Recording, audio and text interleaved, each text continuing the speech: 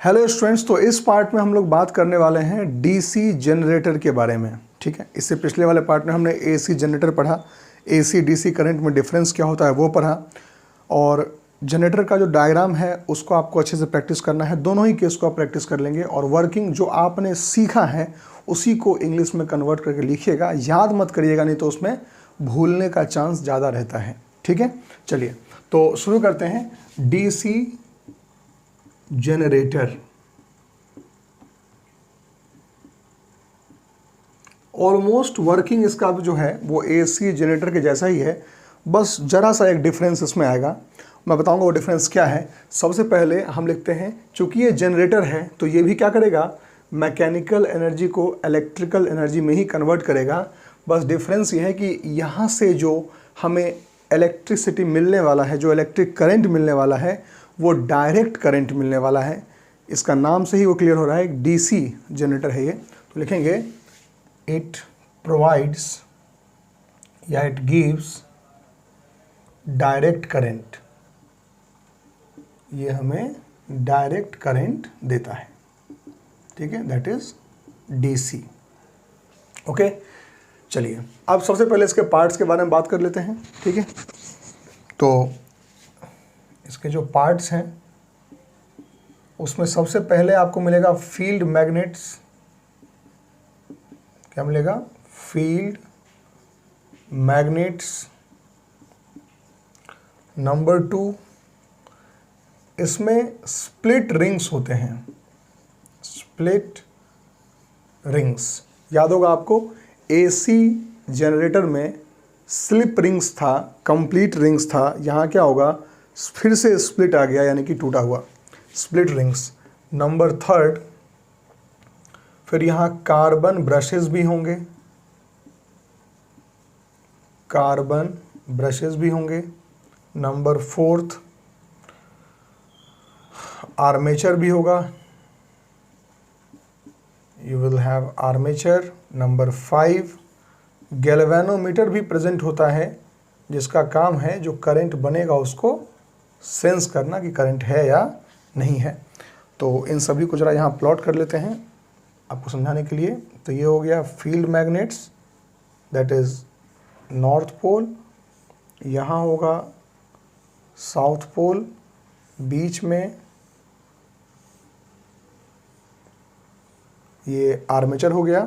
यहाँ दोनों ही आर्मेचर को आपको सीधा बनाना है, और ये हो गए रिंग्स। यहाँ लगा रहेगा ब्रशेस। ऑलमोस्ट आपको ये डायग्राम देखकर मोटर जैसा फीलिंग आएगा, लेकिन ये जो लास्ट में मैं चेंज कर रहा हूँ यही डिफरेंस क्रिएट कर देता है एक जनरेटर में और एक मोटर में। आप देखेंगे कि यहाँ पर क्या हो रहा है, हमने सिर्फ गैल्वेनोमीटर बनाया है, यहाँ हमने बैटरी नहीं बनाया। और ये क्या हो गया, इसका एक्सिस जिसके अबाउट इसको घुमाया जाएगा। और ऑफ कोर्स ये रिंग्स है तो इसका नाम हम रख देंगे R1, और इसका नाम रख देंगे, ब्रश है तो B1। ये रिंग है, इसका नाम R2, और ये ब्रश है तो इसका नाम B2। ठीक है, इतनी बातें हम यहाँ मेंशन कर देंगे। ठीक है, चलिए अब क्या होगा, इसको हम जैसे ही घुमाना शुरू करते हैं तो अगेन इसमें भी EMI यानी कि इलेक्ट्रोमैग्नेटिक इंडक्शन प्रोसेस अप्लाई होगा, और यहाँ पर भी इंड्यूस करंट आपको बन के मिलेगा। ठीक है, तो देखते हैं कि इसका वर्किंग जब होगा तो इसका डायग्राम कैसा बनता है और कैसे इसमें करंट आता है उसको समझते हैं। ये जो डायग्राम है ये इसके कंस्ट्रक्शन का डायग्राम है, और अभी जो मैं बता रहा हूँ आपके वर्किंग का डायग्राम है। वर्किंग के 2 डायग्राम बनते हैं, और मैंने आपको दोनों ही केस में बताया है, चाहे वो मोटर में भी बताया था मैंने आपको 2 डायग्राम बनाकर, मैंने आपको जनरेटर में भी 2 डायग्राम बताया, और आपको अभी डीसी जनरेटर में भी दोनों डायग्राम से मैं एक्सप्लेन करूँगा। ठीक है, चलिए तो जो सबसे पहला कंडीशन होता है उसको ड्रॉ कर लेते हैं। सपोज यहाँ पर नॉर्थ पोल है मैग्नेट का, जिसको हम फील्ड मैग्नेट्स कहते हैं, और यहाँ पर साउथ पोल है मैग्नेट का, north pole and south pole, और ये बीच में अपना आर्मेचर है, और आर्मेचर दोनों तरफ से बराबर लेंथ का होगा। ये आपने ऑब्जर्व कर लिया होगा, दोनों बराबर लेंथ के हैं।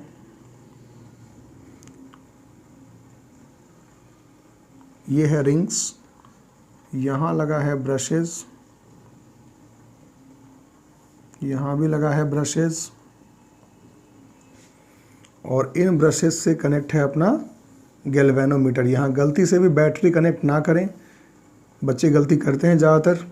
बैटरी यहाँ कभी कनेक्ट नहीं होगा क्योंकि ये करंट हमें दे रहा है, हमें मेज़र करना है। और यहाँ एक एक्सिस बनाएंगे वर्चुअल, जिसके अबाउट हम इसको घुमाएंगे। और आप जानते हैं इसके नाम कैसे रखना है हमें। इसको A कहेंगे तो इसको हम B, इसको C तो इसको हम D कहेंगे। ये रिंग है, इसको R1, ये ब्रश है तो इसको B1, ये रिंग है, इसको R2, ये ब्रश है तो इसको B2 कहेंगे। ठीक है। एक बात और हम जानते हैं कि जब ये आर्मेचर ऐसे घूमेगा तो इसके साथ लगा हुआ रिंग्स भी ऐसे ऐसे घूमता है। ठीक है। ये तो हम पहले से मोटर के तरह से जानते हैं कि मोटर में भी ये होता था, यहाँ भी यही चीज़ होगा। अब देखो, तो जैसे ही हमने इसको इधर घुमाया तो आप बताइए ये वाला हिस्सा कहाँ गया, अंदर, और ये वाला हिस्सा कहाँ गया, बाहर गया। ठीक है। ये वाला हिस्सा अंदर गया, ये वाला हिस्सा बाहर आ गया। ठीक है। तो आप इसमें लगाइए फ्लेमिंग्स का राइट हैंड रूल, क्योंकि ये जनरेटर है, यहाँ पे राइट हैंड रूल चलता है। मोटर बाएं हाथ का खेल था तो वहाँ पे लेफ्ट हैंड रूल चलता था, यहाँ पे राइट हैंड रूल चलता है। तो राइट हैंड रूल क्या होता है बताइए, फिर वही नियम बताऊंगा। इसमें बी उस तरफ है, बी उस तरफ है, और फोर्स अंदर लग रहा है तो मैग्नेटिक इसमें इंड्यूस करंट कहाँ होगा, नीचे। नीचे तो इसमें इंड्यूस करंट कहाँ बना, नीचे बना। नीचे से इधर गया, इधर से इसमें आया, इस रिंग में आया, और यहाँ से ब्रश में आया, इधर गया, इधर गया, इस तरफ गया, इस तरफ गया, इस तरफ गया, इधर से इसमें चला गया, फिर इधर चला गया, फिर यहाँ चला गया।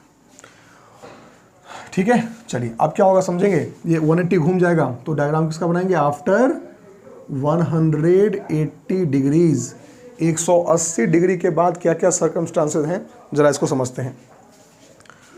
पोल्स ऑफ द मैग्नेट, आपको पता है कोई भी चेंज नहीं आता इनमें, because they are stator part, ये रुके होते हैं हमेशा। सो नॉर्थ पोल अपनी जगह पर ही है, south pole of the magnet अपनी जगह पर ही होता है, उसमें कोई चेंज नहीं आता। बीच में लगा हमारा आर्मेचर, तो आर्मेचर तो घूम चुका है, वो आपको इसके फेस चेंज से पता चल जाएगा कि ये किधर घूमा और कितना घूमा। ठीक है।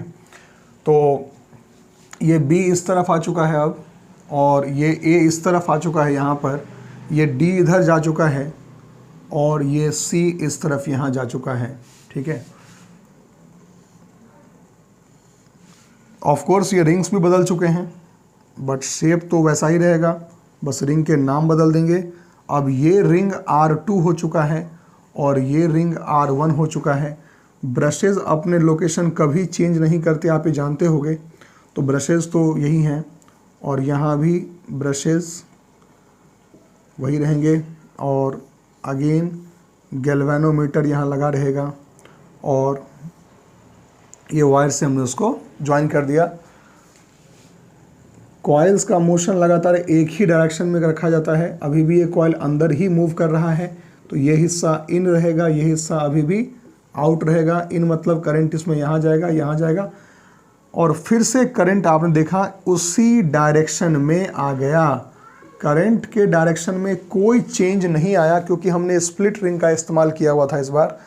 तो हम यहाँ क्या रखेंगे कि अगर चूंकि इस तरफ गया है तो डिफ्लेक्शन इस तरफ आएगा, यहाँ डिफ्लेक्शन भी इस तरफ आएगा। अब देखो लैंग्वेज आप क्या लिख सकते हो इसमें, बहुत आसान है। आप क्या बोलेंगे कि पहले, मैं लिखा दूंगा, पहले समझ लो कि पहले केस में क्या हो रहा है, जो ये करंट है यहाँ पर वो अलोंग BA डायरेक्शन में जा रहा है, B2A जा रहा है, और B2A जाने की वजह से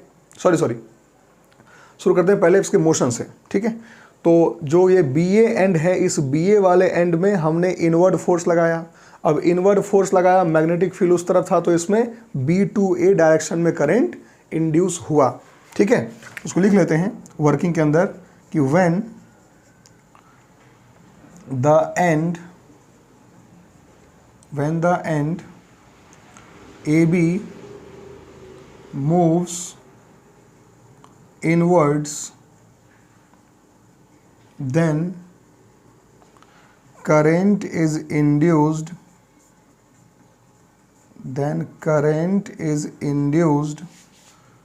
in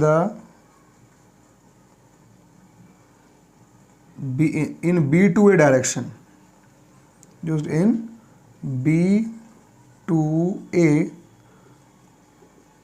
direction, and along the galvanometer, या ऐसा रुको, इसको छोड़ देते हैं, एक लाइन लिख लेते हैं, and the current is induced in between direction and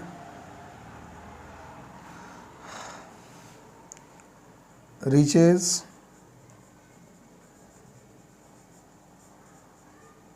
ring R1, और कहाँ पहुँच जाता है, R1 में पहुँच जाता है, ठीक है।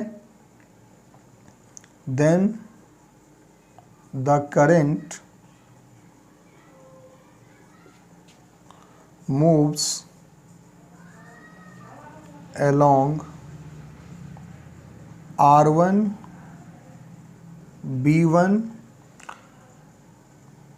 और फिर B2 फिर R2, है ना, इस तरीके से घूमता है। और R2 का फिर से D एंड देन C, ये डायरेक्शन हो गया। नाम लिखने का तरीका है कि पहले R, देखो पहले R1 पे ये तो आ गया, फिर R1 पर आया, R1 से B1, B1 से फिर B2, B2 से फिर R2, R2 से फिर D, फिर C, ऐसे घूमता है, ठीक है, along this direction।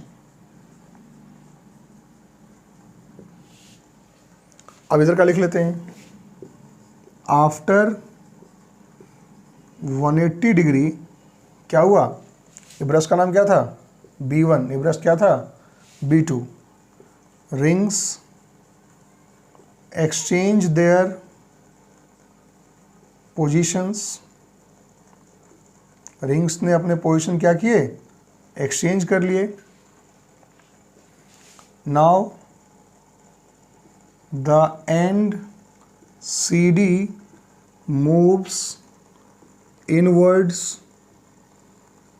CD and inward move करता है, and current is induced from C to D and then to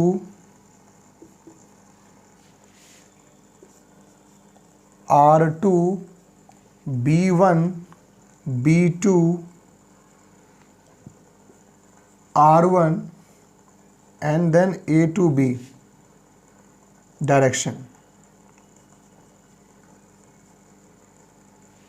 and then to this direction, ठीक है। तो हम लिखेंगे we observe that the direction of current is same, direction of current is same always, so we call it DC current। हम क्या बोलते हैं इसको, DC बोलते हैं। डायरेक्शन हमेशा सेम रह रहा है, ठीक है ना, इधर भी डायरेक्शन लेफ्ट टू राइट जा रहा है, यहाँ भी डायरेक्शन लेफ्ट टू राइट जा रहा था। ये नेमिंग आपके ऊपर है, इसका लैंग्वेज आप अपने हिसाब से सेट कर सकते हो, कोई दिक्कत नहीं है, ये भी लैंग्वेज सही है। आप अपने हिसाब से कुछ बनाना चाहें अगर, कि the current move from C to D, कुछ लोग बोलते हैं करंट मूव एंटी क्लॉकवाइज, वो भी सही है, इसमें एंटी क्लॉकवाइज मूव कर रहा है, ठीक है। तो अभी देखो करंट यहाँ B टू A जा रहा था और यहाँ करंट A टू B जा रहा है, ये एक वर्ड हम बोलते हैं। देखो थोड़ा कन्फ्यूजन है, समझिएगा। जब हम बात करते हैं DC करंट की, तो जो डायरेक्शन बोलते हैं सेम है, वो कौन सा डायरेक्शन है, वो गैल्वेनोमीटर के अबाउट जो डायरेक्शन है उसकी बात की जाती है, ठीक है। कॉइल में तो डायरेक्शन हमेशा बदलता है। देखो अभी करंट कहाँ आ रहा है, B टू A आ रहा है ना, यही B2 में करंट A टू B जा रहा है। कॉइल की बात नहीं करते डायरेक्शन चेंज में, हम बात किससे करते हैं, गैल्वेनोमीटर के अबाउट जो मिलता है उसकी बात करते हैं।